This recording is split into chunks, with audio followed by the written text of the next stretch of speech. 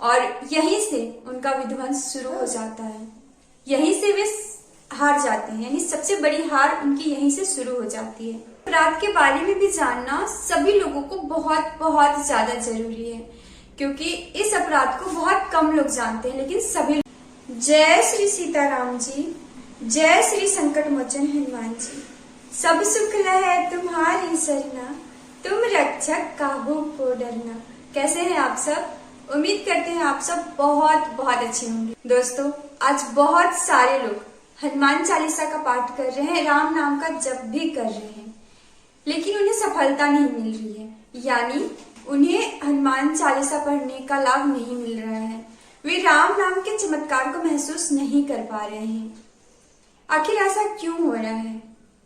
तो आज हम इस वीडियो में जानेंगे इसके पीछे का सबसे बड़ा कारण।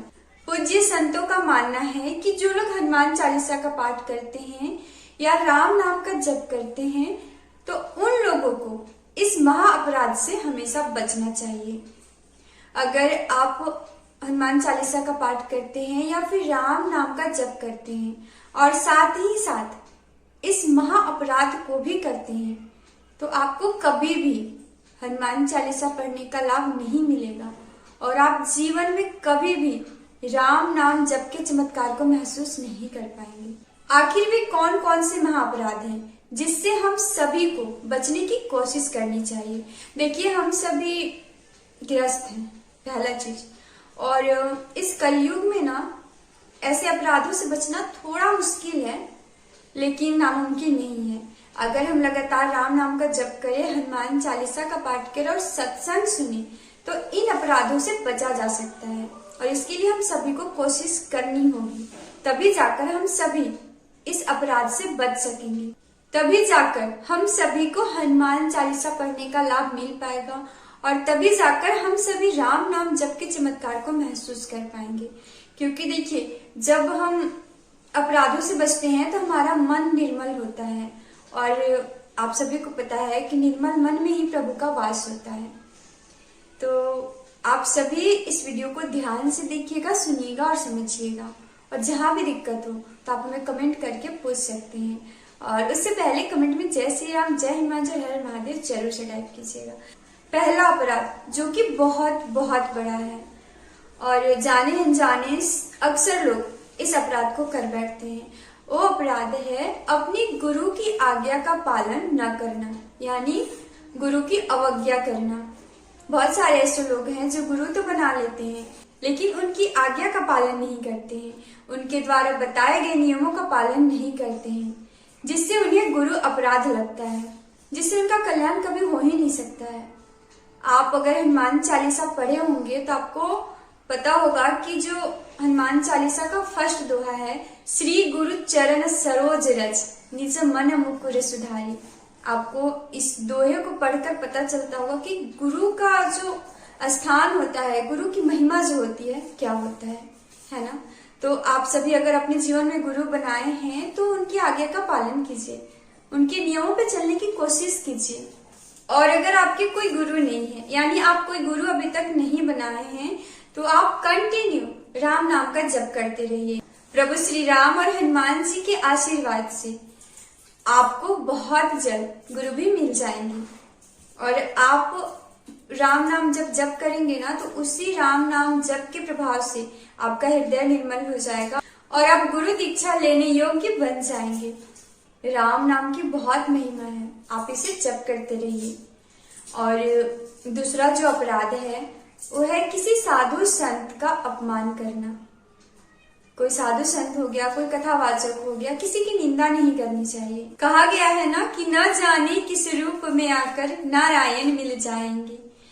तो आप सभी ना इस निंदा शब्द से बचिए। साधु हो, संत हो, कथावाचक हो या फिर कोई अन्य व्यक्ति हो, किसी की भी निंदा ना करें।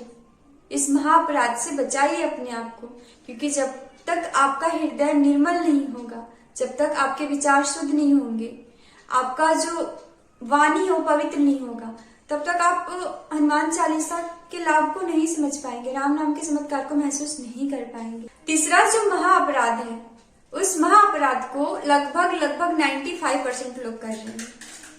अब वो अपराध क्या है? वो अपराध है कि राम नाम का जप तो करते हैं, हनुमान चालीसा का पाठ भी करते हैं, लेकिन जब उनकी विश पूरी नहीं होती है, वे सफल नहीं होते हैं, तो वे सोचने लगते हैं कि हनुमान चालीसा में कोई पावर नहीं है, राम नाम जप में कोई पावर नहीं है। यानी वे हनुमान चालीसा पर अविश्वास कर लेते हैं, राम नाम के जप के चमत्कार पर अविश्वास कर लेते हैं, और यहीं से उनका विध्वंस शुरू हो जाता है। यहीं से वे हार जाते हैं, यानी सबसे बड़ी हार उनकी यहीं से शुरू हो जाती है। ऐसा ना करें, ऐसा बिल्कुल भी ना करें। अगर आप चाहते हैं ना कि आपको राम नाम जप का फल मिले या फिर हनुमान चालीसा पढ़ने का लाभ मिले, तो अविश्वास ना करें। अगर आपकी विश पूरी नहीं हो रही है तो इसमें श्रद्धा बनाए रखें। ये आपके कर्मों का ही खेल है, और आपके बुरे कर्मों को सिर्फ प्रभु ही काट सकते हैं। तो पूरे विश्वास और भाव से राम नाम का जप करते रहे, हनुमान चालीसा का पाठ करते रहे, चाहे परिस्थिति कैसी भी हो। अगला जो अपराध है, उस अपराध के बारे में भी जानना सभी लोगों को बहुत बहुत ज्यादा जरूरी है, क्योंकि इस अपराध को बहुत कम लोग जानते हैं, लेकिन सभी लोग करते हैं। जैसे कि आप हनुमान चालीसा पढ़ रहे हैं या फिर राम नाम का जप कर रहे हैं, और उसके साथ साथ पाप कर्म कर रहे हैं, यानी गलत आचरण कर रहे हैं, गलत खान पान कर रहे हैं, और सोच रहे हैं कि मैं तो हनुमान चालीसा पढ़ रहा हूँ, राम नाम का जप कर रहा हूँ, तो मैं इस पाप से बच जाऊंगा, इस पाप की सजा मुझे नहीं मिलेगी। तो ऐसा नहीं है। अगर आप हनुमान चालीसा के बलबूते, राम नाम के बलबूते कोई पाप करते हैं, तो इस पाप कर्म को आपको भुगतना ही पड़ेगा। हम जानते हैं कि हम सभी गृहस्थ जीवन जीने वाले लोग हैं, इतना ध्यान देना बहुत मुश्किल है, लेकिन कोशिश तो कर सकते हैं ना। कोशिश करने वालों की कभी हार नहीं होती, सुना तो होगा ही आपने। और कहा गया ना कि सुमिर पवन सुत पावन नाम, अपने वश करे राख्यो राम।